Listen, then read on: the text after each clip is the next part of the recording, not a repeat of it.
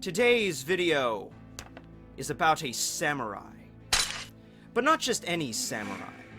A samurai that has been lost through the annals of time, that seeks redemption for himself and his family, as well as his culture, and to slay the great evil that lords over all of them with his mighty blade. This video is going to be dedicated to Samurai Keen! Yo!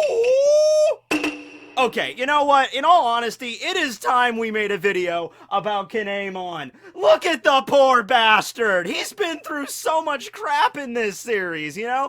And every single time, I sit myself down and I'm like, you know what? I'm gonna do a dedicated video to Tekking101. He deserves it, you know he does. The dude can cut fire in half. Can you cut fire in half? I can't cut fire in half. The only guy I know that can cut fire in half is old Mr. McGregor that lives on the end of 2nd Street, but we don't talk to old Mr. McGregor because he can cut fire in half. But every time I sit down and try to make a video about him, something else usually comes up, like Kaido turns out to be a dragon, or Big Mom belly flops into Wano, or my Pop-Tart is ready and it comes out of the toaster, so I have to go and eat that, right? I mean, there's no other options. But finally, the time has come. Video about Tekking101. And you know what? You gotta understand, Tekking101 was the one that kickstarted this whole Wano, Doflamingo, Kaido smile freaking cluster screw. This epic saga that started all the way back in Punk Hazard, like in 2012. It was Tekking101 that kicked this off, alright? I'm gonna take you back for a little bit, alright? It was right after Fishman D Island arc. Luffy took out Hody. They saved the entire island from being crushed by a bunch of driftwood, and a sexy, big-busted mermaid figured out she could control giant sea leviathans. But none of that's important to this story. I mean, it's probably important later on, but I don't know.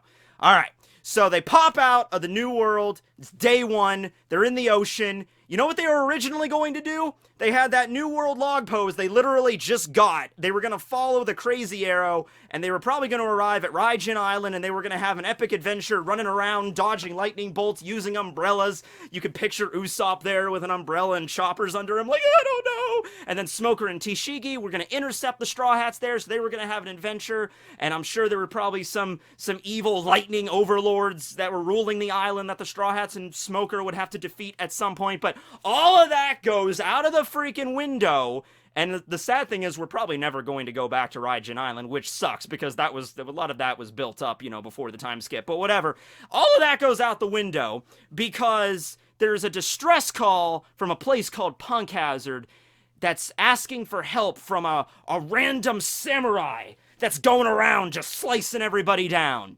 And of course, Luffy hears that, and, you know, Brook gives some exposition on Wano, and they decide to head off to an island that's not even related to the log pose. And then they eventually land at Punk Hazard, they meet the disembodied body parts of Tekking101, they spend an entire story arc putting him back together like a giant Jenga tower, and it turns out quite giant. The dude is like, you know, like, he's about the same height as Brook. He's pretty tall. He's like 8-9 feet tall. And so then they find out Momonosuke, who is his son, and then that leads us in, oh, we gotta go to Dressrosa to save Kanjuro, then we gotta go all the way to Zou to find Raizo, and then everything clicks back together, and we end up now at Wano Kuni, where we find out the history with Odin and what happened and the whole time-traveling crap. But it all started with Tekking101. Look, I like Kanjuro and I like Raizo. He's a ninja, alright? But I feel like when it comes to Tekking101 here, he's sort of like the main character out of those little samurai retainer group. You know, more so than Kanjuro or Raizo or Kiku, or any of the other characters we're probably going to meet in Wano, like Denjiro, he's going to be showing up at some point, Kawamatsu, we've already met Shutenmaru, or Ashura Doji. Out of all of that little group, and all the samurais, they're going to rally to their cause, too. Tekking101, I can feel as he's going to be the one that's going to kind of lead them. Like, he's going to be the one that actually dons the epic. You could see him wearing the epic samurai armor and then leading his rebellion into battle. Now, Momonosuke is the true heir of the Kozuki clan. He is Odin's son. But Momonosuke is, once again, you got to remember, he's 8. All right, he's pretty freaking young, or is he 10? Whatever, it doesn't matter. He's too young to lead an attack on freaking Onigashima. I mean, he could be present, but I don't think he's going to leave that big of a dent, you know what I mean? So Kinemon I could see being the one that's actually going to lead that army, and, you know, he's the one that we've stayed with the most, because we didn't get to see Kanjuro until the very tail end of Dressrosa. Raizo showed up in Zou, but ever since then, we didn't really get to see Raizo in action all that much quite yet. At least Kanjuro had his moments in Dressrosa. We got to see his devil fruits, and he fought against a few of the Doflamingo family. He tried to push back the birdcage. At least we got that stuff with Kanjuro. But with Kinemon, we saw him in Punk Hazard after he got his body back. He's slicing up those giant smiley gels. He's like, oh yes, I am Foxfire Kinemon. I can slice fire in half. I'm like, okay, how do you do that exactly? We don't know, but it doesn't really matter. He can also control fire to an extent. He has a flaming sword, all right? How does he have a flaming sword? It doesn't have anything to do with his devil fruit. His devil fruit involves summoning clothing, so it has nothing to do with that. But, yeah, he could just... It's like King. You know, King can, like, create fire. You know, he's a Pteranodon, but he could use fire. Hey, maybe King's gonna fight Kinemon. I was expecting Zoro to fight him at this point because King has a sword and Zoro has a sword, so... Obviously, the two have to fight at some point, right? That's actually kind of... Okay, if this was any other story arc, I would immediately zone in on the guy that had a sword. Oh, he has to fight Zoro, right? Because he has a sword. But in Wano, like, everybody has a sword. So, it's either Zoro is only going to fight, like, one or two people in particular in Wano, or Zoro's going to fight everybody in Wano. And we all know the answer to that. Zoro's gonna fight everybody in Wano, even if it's like a brief scuffle with King and just like, clack, clack, oh, Kinemon, you can take care of it from here. I just had to clash with him really quick. I have to clash with everybody in Wano that has a sword. So, you know, maybe it's some deal with that. I don't know, King the Wildfire, Foxfire, Kinemon. Now that I'm starting to think about that, that might have a little bit more of credence. Then, you know what? You might be thinking like, well, that's not kind of unbalanced. I mean, King is... From what we understand so far, King is going to be the second in command, like the second strongest member of the Beast Pirates. Now, we don't know that for certain. There could always be someone lurking in the shadows. We don't know. But for right now, yeah, it goes Kaido and then King. So perhaps, I mean, I was going to have Kinemon fight against Orochi. I was going to hopefully, you know, have that conclusion there. But that was back when I thought of Orochi as like a grandmaster of the Sixth Samurai, you know, grizzled old dude, muscles, you know, using like two swords and like fighting really, you know, that's back when I imagined him like that. Now, to be fair, Orochi, he could still be badass. Don't judge appearances just based on the fact that he's a short, sort of misshapen kind of guy that's just like, I am Lord Orochi, give me my sake. Just because he acts like that doesn't mean he can't be kind of a badass. He does have some type of devil fruit ability, but you know how Oda is, and this could just loop back around to being one massive joke. Or he could loop it all the way back around like a complete 180 plus 360, and he could like, oh no, he was a joke, but then he was badass, and then he was a joke again, but no, now he's a badass. You just don't know, right? But the fact is, you know, I'm okay with Kinemon having a pretty serious fight in this arc. I'm okay with him. If he was gonna go up against King, I'd be fine with that, because it's like, we've been with him for over almost 7 years, you understand. In fact, I think it might be 7 years, because if memory serves, Punk Hazard, like, when we first got the introduction to Kinemon and that dragon, you know, the dragon that Zoro literally decapitates, I think that was at the beginning of 2012. If memory serves. I was in college when I started reading that, like, the beginning of the second semester in, like, January of 2012. So, we've gotten to see him for about 7 years now. So, you know what? After all this time spent with him, I know, you know, we haven't, like, focused a lot on him recently, you know, particularly because, well, we got a lot of stuff in this arc with Wano, him explaining everything, but before that, of course, we had Tauntland, and then we didn't really fight anybody at Zou. So, you know, it's been a while since we've seen him in action, but, you know, he needs his shining moment. And you also think, I feel like from Kinemon's perspective, he's the one that has, like, the most to prove out of everything here. You know, because listen, this is his journey, okay? Him and Kiku and Kanjuro and Raizo and Momonosuke get flung into the future where Kaido's evil is law. They get sent into the future, right? They all land, they're all together. And they realize kind of it together, we have this mission entrusted to us by Lady Toki, we need to not only protect Momonosuke, but we also have to go out into the world. We need to find people that can fight with us. So we need to go to Zou, right?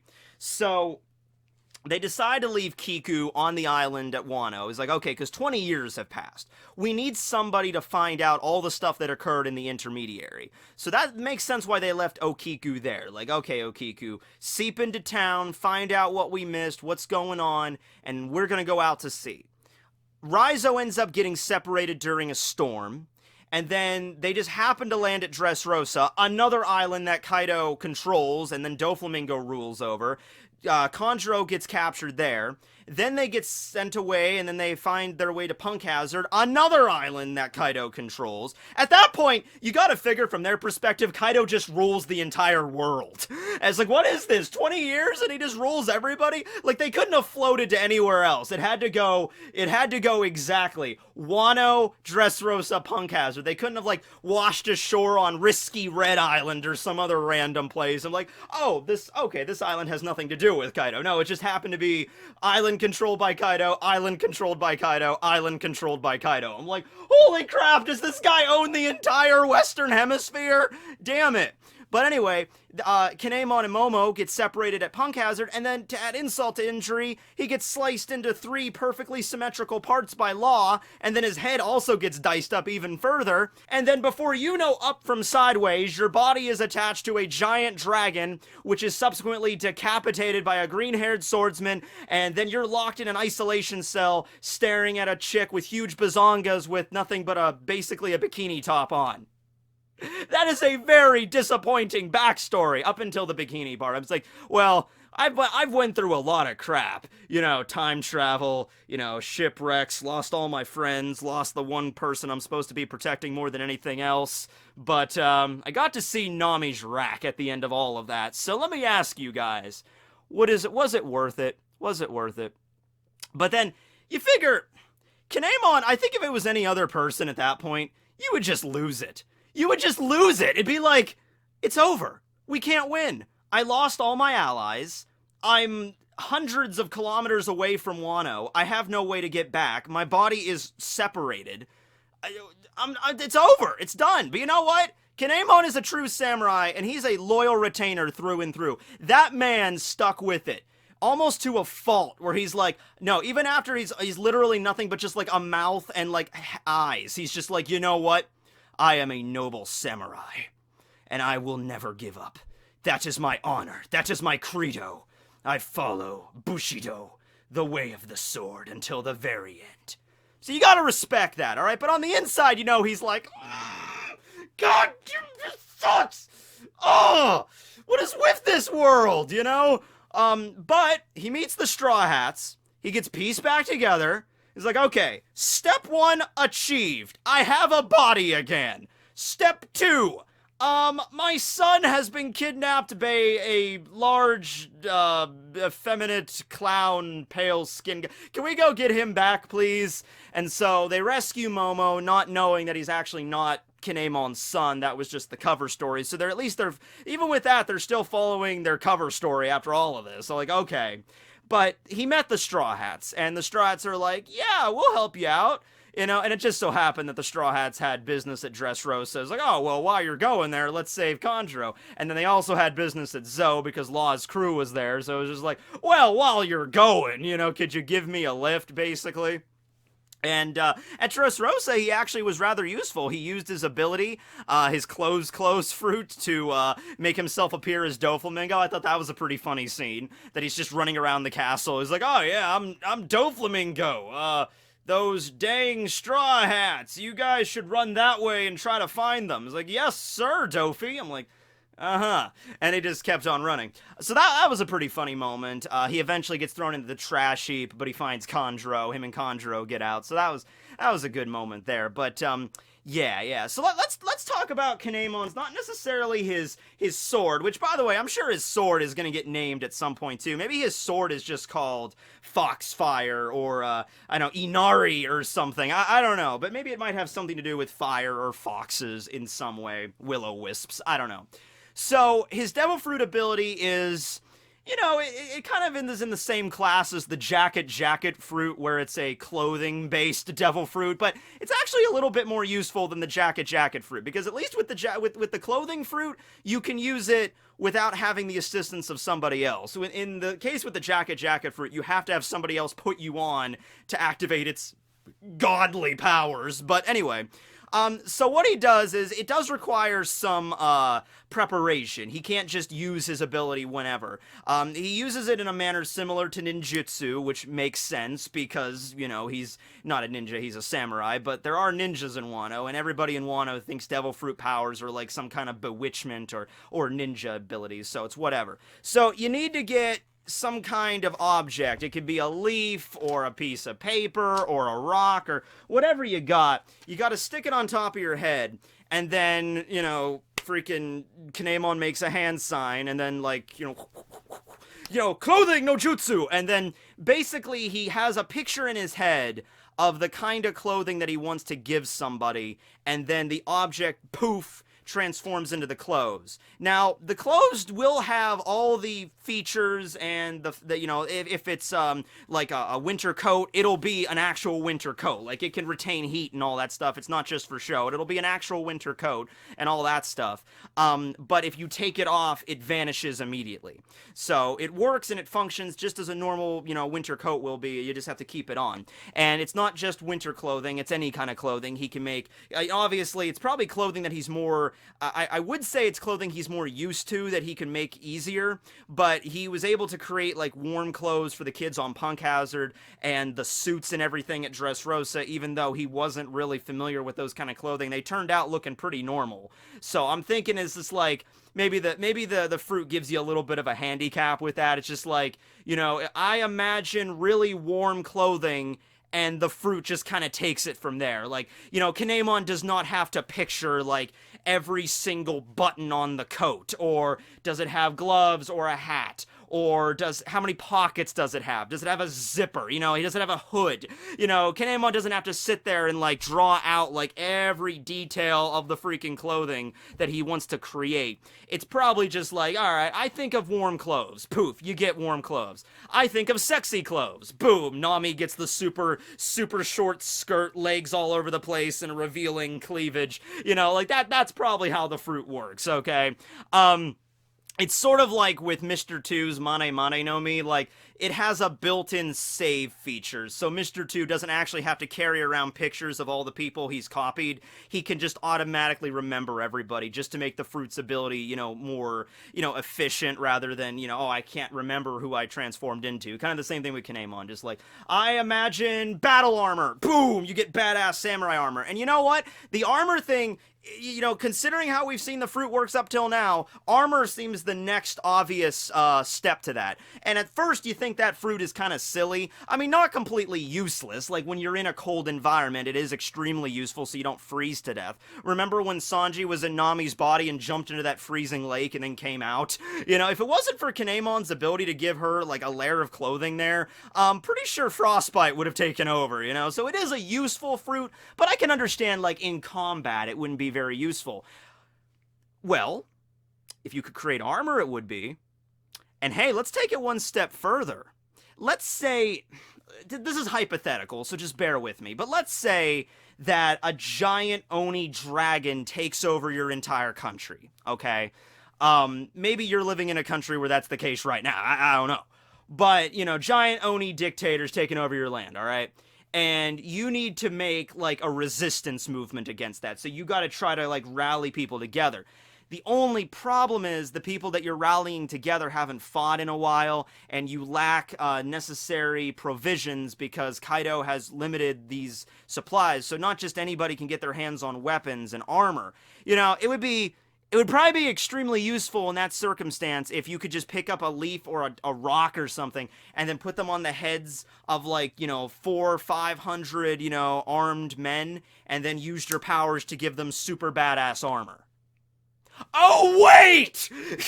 That, you know what? That's gonna go down, and that's gonna be so cool to see that, alright? Now listen, there are still drawbacks. Like, once again, like, if you give them badass armor and their helmet gets knocked off in the fight, The helmet, you can't just pick up the helmet and put it back on. The helmet gets knocked off, poof, it just disappears.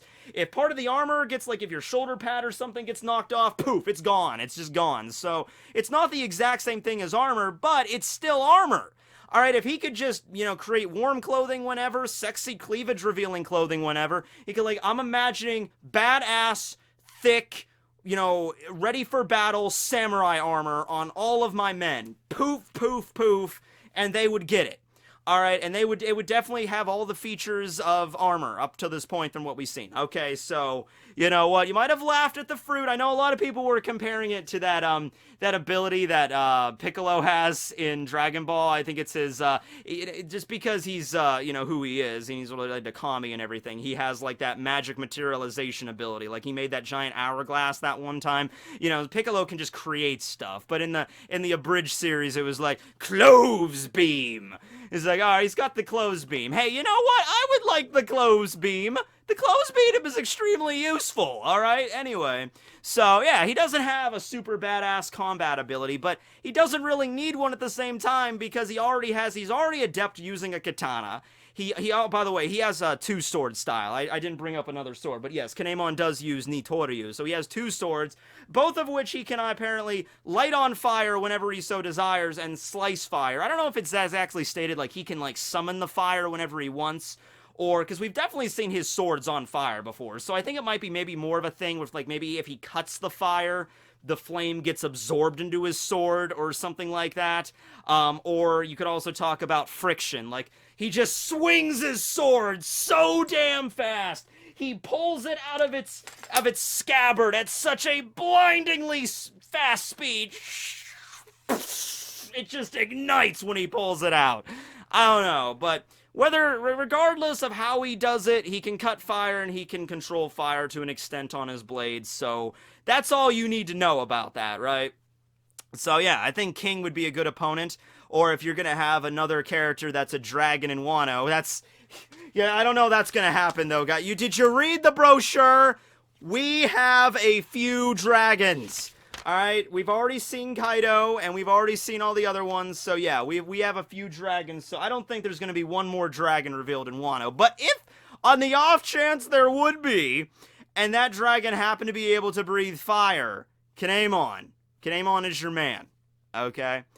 So yeah, what do you think about Kinemon? Let me know in the comments below. I already did a video about Ryza. I did a video about Ryza before I did one about Kinemon, you know?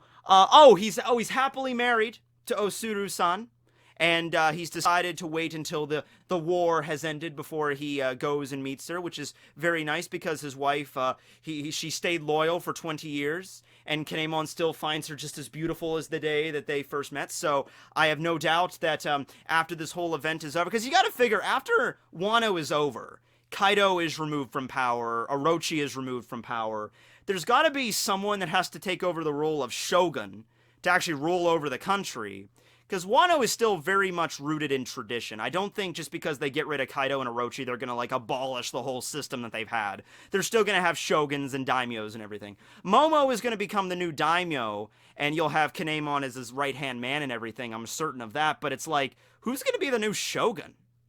I guess maybe Shutenmaru or somebody could be getting. I don't see him doing that. I don't see him being like, yeah, I want to be the new Shogun. That's not really Ashura's thing.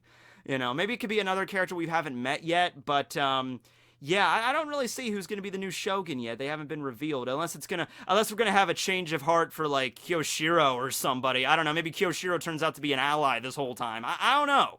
But let me know what you think about that, too. Like, after this is all said and done, who could be the next Shogun of Wano? It might be somebody obvious that I'm just not thinking of right now, but I can't think of anyone else. If Momo wants to take away his father's position, I guess Momo could be the Shogun, too. It'd just be like, my father was the daimyo, but I'm gonna be the Shogun and rule over the entire country. So, you know, because Odin's father was the Shogun, and then then Odin himself just became a daimyo. So I guess it's possible Momo could be, when he grows up.